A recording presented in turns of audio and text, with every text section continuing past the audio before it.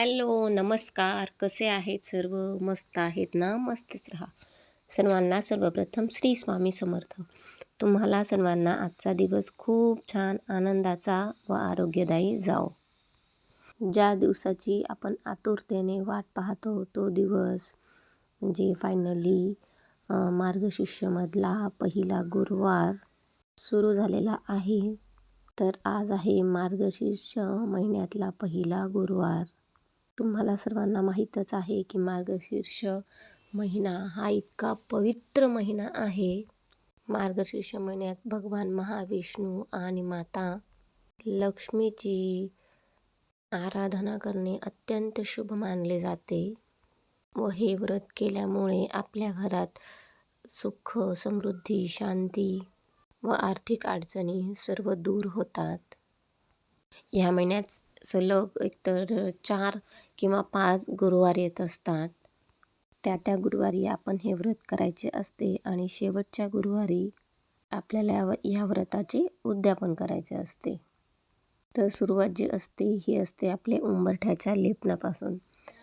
तर सर्वात आधी छान असं उंबरठ्यावर लेपन करून घेतलं जेणेकरून ते वाळेपर्यंत आपली पूजा वगैरे देव स्वच्छ करून होते सगळे. तोपर्यंत आपल्या उंबरठ्याला जे लेपन केले आहे ते पण छानपणे सुकेन. जे पण काही पूजेमध्ये भांडे लागतील ते छान असे आपण लख्ख करून घेऊयात. त्यासाठी मी पितांबरी किंवा ॲक्लिन पावडर जी मिळाली तिचा वापर करत असते. जी पण काही पितळाची व तांब्याची भांडे असतात ना ती चुटकीसरशी स्वच्छ व लख्ख होऊन जातात. या उंबरठ्याच्या लेपनानंतर छान असं सर्व स्वच्छ देव जी काही पूजेसाठी आपल्याला भांडी लागणार आहे ती स्वच्छ व लख्ख करून घेतली.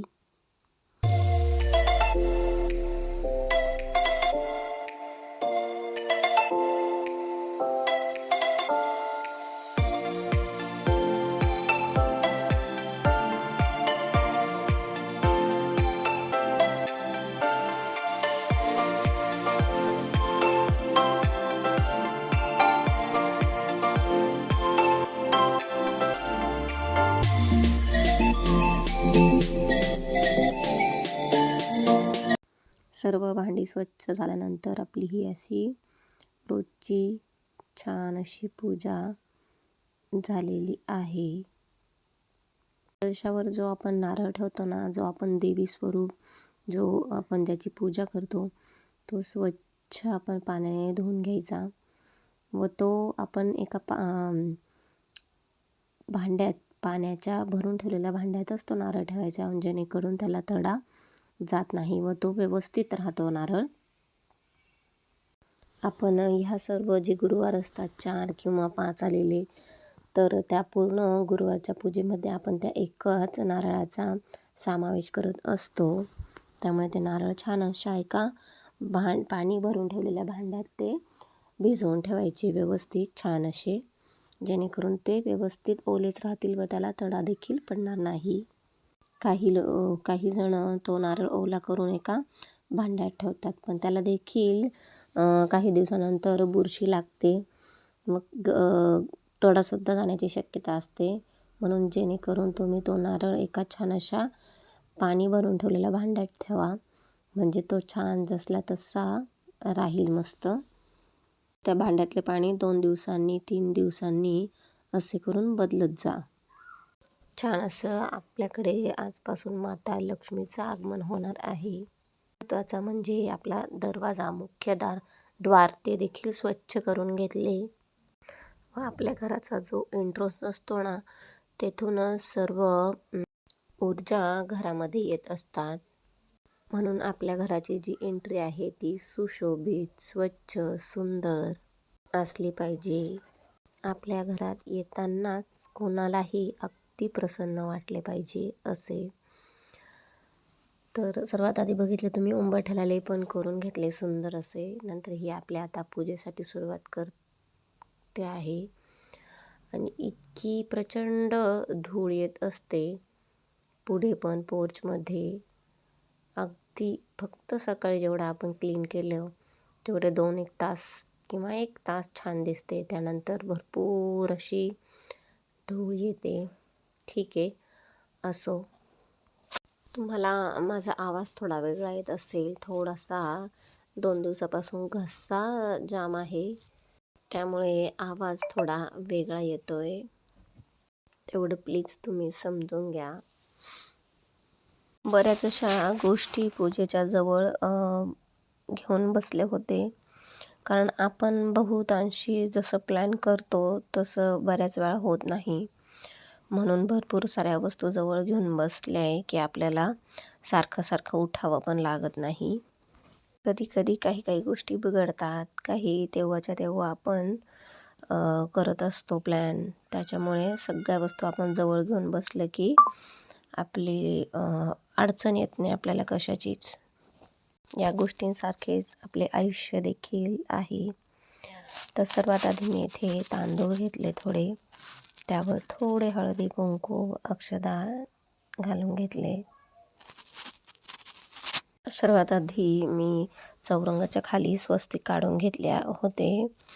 त्यावर हळदी कुंकू वाहून मग चौरंग ठेवून मग त्यावर पूजा मांडली आहे. कलश मांडून घेतला आहे. त्या कलशामध्ये पाणी भरून घेतले आहे. 1 सुपारी व कॉईन 1 रुपयाचं टाकलं आहे त्यात. नंतर आपण 5 असे बोटं हळदी व कुंकवाने ओढून घ्यायचे आहे खालून वरपर्यंत. त्या अक्षदांवरती आपल्याला कलशावर देवीला विराजमान करायचे आहे. व हे जे तांदूळ आहे तेच आपल्याला 4ही किंवा 5ही गुरुवार वापरायचे आहेत. एखादी डब्बा घ्यायचा व त्यामध्ये आपण दुसऱ्या दिवशी उत्तर पूजा करतो तर हे तांदूळ सांभाळून ठेवायचे आहेत. तांदूळावर खूप जास्त हळदी कुंकवाचा वापर करायचा नाही, नाहीतर जास्त वापर केला की तांदूळाला देखील बुरशी येऊ शकते.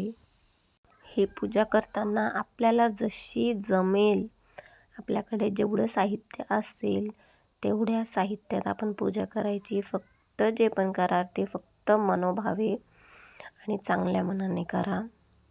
मुखवटा पण लावलाच पाहिजे असे काही नाही. असेल तर लावला तर उत्तम, नसेल तर अतिउत्तम. त्याच्यामुळे जसं होईल आपल्याने फक्त आपलं मन छान ठेवा. त्या कलशामध्ये मी हळदी कुंकू वाहून घेतल्यानंतर ही पण गोष्ट तेवढीच खरी आहे की आपण आपल्या कपाटात किती प्रकारच्या साड्या असतात, तरीसुद्धा आपल्याला एखादी नवीन आवडली तर ती घ्यावीशी वाटते. तसंच आपल्याकडे पूजेचे साहित्यसुद्धा जास्त जरी असले तरी त्याचा वापर झाला पाहिजे छान. त्याच्यामुळे आपल्या मनाचा हे असतं सर्व. मनोभावे आपल्याला इच्छा असेल तर आपण घेऊ शकतो बऱ्याचशा वस्तू. त्याचा वापर, त्याचं ठेवणं सगळं व्यवस्थित असलं पाहिजे. देव स्वतः कधीच काहीच मागत नसतो. देव कधीच काहीच मागत नसतो खरंच. आपल्याला छान वाटेल असं आपण करायचं. मला हे आण किंवा मला ते आण असं देव कधीच सांगत नाही किंवा कधी सांगणार सुद्धा नाही आहेत. पण याचा अर्थ असा देखील होत नाही की आपण आपल्याकडून काही कमी ठेवावं. जेवढं आपण प्रेमाने करू ना तेवढे तो आपल्याला भरभरून देईल व तो देखील मनापासून आपल्यावर प्रेम करेन. फक्त एक गोष्ट नेहमी लक्षात ठेवावी की हे आपण करताना अगदी निस्वार्थ भावनेने सगळ्या गोष्टी करायच्या व असं देखील करायचे की देवाने जे आज मला दिलंय त्याचा मी तुझ्यासाठीच वापर करेल, तुला सजवण्यासाठी वापर करेल. सुरुवातीला जी पूजेची मांडणी करत जायची आधी पोथीनुसार, तेवढे आता जे हे एवढे ऑप्शन आहेत जसे की दागिन्यांचे, वस्त्रांचे, मुखवट्यांचे, एवढे काहीच ऑप्शन आधी नव्हते आणि म्हणून तेव्हा तशी पूजा केली जायची. पण मला सांगा आता जर आपल्याला एवढं उपलब्ध असेल तर का नाही आपण असं छान सजवायचं, शृंगार करायचा. पण जेव्हा छान असं देवीला सजवतो, छान असं शृंगार करतो तेव्हा एकंदरीत आपल्या घरातले वातावरण अतिशय सुंदर व अतिशय पॉझिटिव्ह वाटते, जेणेकरून आपल्या घरात देवीचा खरोखरच वास असतो. साक्षात देवी आपल्या घरात विराजमान आहे असेच वाटत असते. आणि ही जी भावना आहे ना, ती अगदीच वेगळी आहे. त्याच्यामुळे मी तुम्हाला नक्कीच सांगेल की तुम्हाला जेवढं शक्य होतं, जितके तुम्हाला जमेल तितके तुम्ही अगदी चांगल्या मनाने देवीसाठी करा. देवसुद्धा प्रत्येक आपल्या सुख-दुःखात आपल्यासोबत असतो. आपल्यासाठी नेहमीच धावत असतो. तर मी आजची पूजा एकदम साधी, सिंपल आणि अगदी आधीच्या काळी जशी करायचे तशी मी करणार आहे. माझ्या मनात तीच थीम होती आज, की मला अगदी जुनं जसं करत होते जुन्या पद्धतीसारखंच करायचं होतं. जुनं ते सोनं. त्याच्यामुळे मी देखील आज तशीच फक्त श्रीफळ घेऊन कलश मांडला आहे छान. सगळ्यात आधी दीप प्रज्वलन करून घेतले. वरती एक दिवा सुरूच होता आधी. त्यानंतर दिव्यांना हळदी, कुंकू, अक्षता अर्पण केल्या.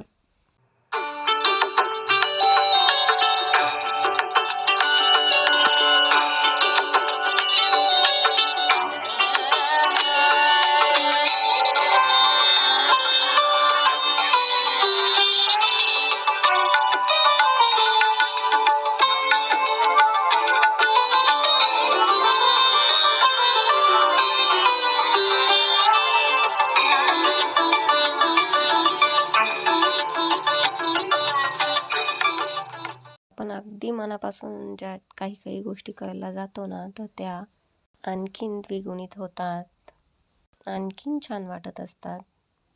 तर जी येथे खाली मांडणी करणार आहे, जी पोथीमध्ये दिली आहे रेग्युलर, तर आपल्या पूजेत जे सगळ्यात महत्त्वाचे 4 चांद लावण्याचे काम करते ते म्हणजे रांगोळी. तर सर्वात आधी सुंदर अशी रांगोळी काढून घेतली. तर ही पूजा खूप काही अशी मोठी नसते, त्यामुळे छान अशी आधी रांगोळी काढून घेतली मस्त. त्यानंतर इथं पाटावर गणपती, श्रीयंत्र व देवी लक्ष्मी महा यांचा समावेश केला. त्यानंतर मी देखील तयार झाले. छान अशी ही आहे आपली पूजा आजची. जेव्हा देवा मी ठेवत होती तेव्हा देखील मी देवांची पूजा करून घेतली होती. त्यानंतर मग आता येते श्रीयंत्राची पूजा. त्यावर मी कुंकुमार्चन करून घेतले.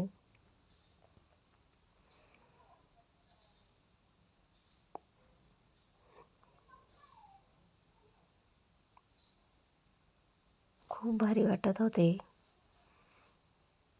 त्यामुळेच लवकर पूजा करायची, म्हणजे करण्याचा प्रयत्न करायचा. तसंही पूजा दिवसभरात कधीही केले तर चालते, पण शक्यतो 12च्या आधी केली तर दिवसभर आपल्या घरात अगदी प्रसन्न, छान, सुंदर, पॉझिटिव्ह व आपल्या घरात जेणेकरून महालक्ष्मी विराजमान आहे असंच आपल्याला छान वाटते. ही मस्त अशी पूजा आपली झालेली आहे.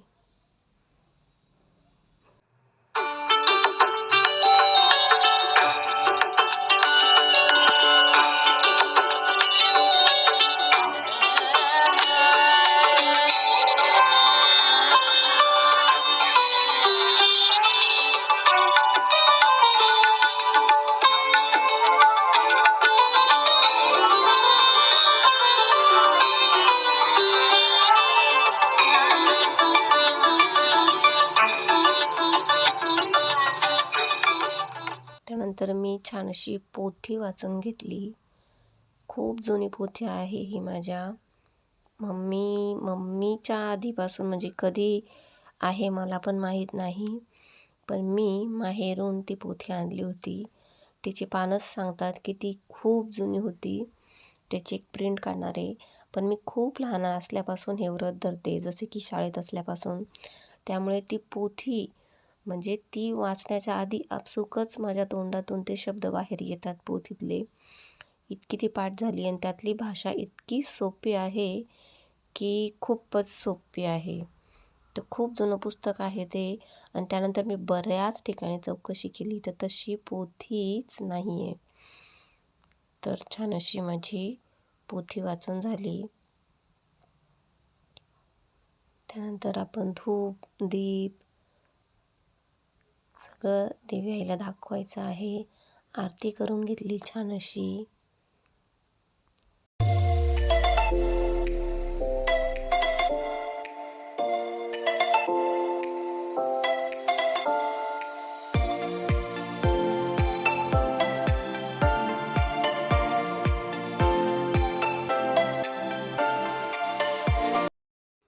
हॅलो, नमस्कार. कसे आहेत सर्व? मस्त आहेत ना? मस्तच राहा. सर्वांना सर्वप्रथम श्री स्वामी समर्थ. तुम्हाला सर्वांना आजचा दिवस खूप छान आनंदाचा व आरोग्यदायी जाओ. तर आज आहे मार्गशीर्ष गुरुवार. म्हणजे आज 20 तारीख आहे. आज 1 वाजेपर्यंत अमावस्या आहे. त्यानंतर उद्यापासून मार्गशीर्ष सुरू होणार आहे, म्हणजे शुक्रवारपासून.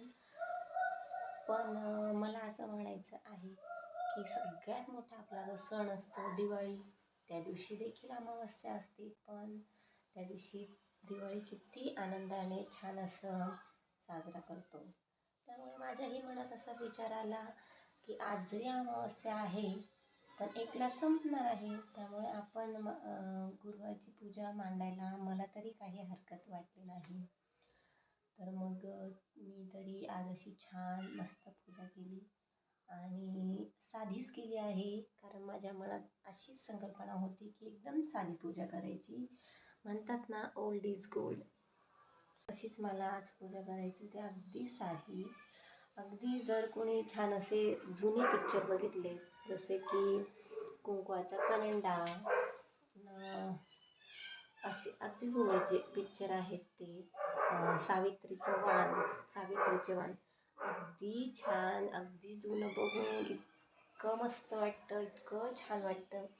तर माझ्या मनात देखील विचार आला की आज आपण सिंपल, अगदी साधं, म्हणजे श्रीफळ आहे त्याला मुखवटा न लावता साधी सिंपलच पूजा करावी असं माझ्या मनात आलं आणि मी आज केलं आहे. तर सगळ्यात आधी तर माझ्या माहेरी खूप छान शंकराचं मंदिर होतं. जुनं होती, एकदम छान. अगदी अशी आतमध्ये जाण्यासाठी होल होतं आणि त्या होल्यामधून आतमध्ये पूर्ण वाकून गेल्यानंतर मग तिथं शंकराच्या पिंडीचं दर्शन घ्यायला इतकी मजा वाटायची. जुनं होतं तेव्हा इतकं छान वाटायचं, खूपच मजा वाटायची. आणि ती उत्सुकता की एका आतमध्ये होल होतं असं मंदिराच्या बाहेर, त्या होलामधून आतमध्ये जायचं आणि मग देवांचं दर्शन घ्यायचं. खूपच सुंदर मंदिर होतं.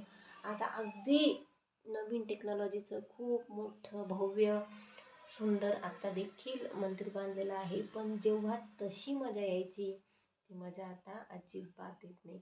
जायचं, मस्त दर्शन घ्यायचं, निघून यायचं. पण तेव्हा जे पण मंदिर आहे ते जुने जे होते ते खूप छान, खूप सुंदर होते. त्या जुन्या मंदिराशी आपली, म्हणजे आपण लहान असताना जी अटॅचमेंट आहे ती कधीच जाणार नाही. त्याच्यामुळे म्हटलं असं साधी सिंपलच पूजा करून बघावी. छान आज माझ्या मनात आलं म्हणून मी अशी साधी सिंपल अगदी पूजा करून बघितली. तर माझी पूजा कशी झाली हे नक्की सांगा तुम्ही. पूजा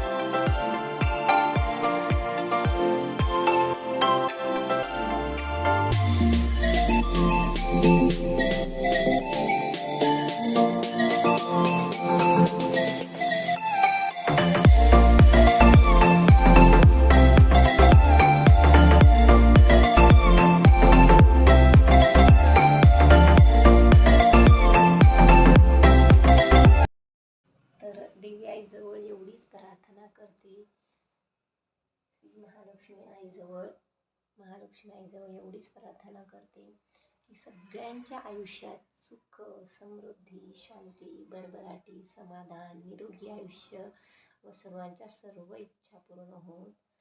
पण सगळ्यात महत्त्वाचे म्हणजे त्याबरोबर आपले कष्ट, आपले कर्म आणि कष्ट जर छान असतील तर यश हे नक्कीच आपल्याला मिळत असते.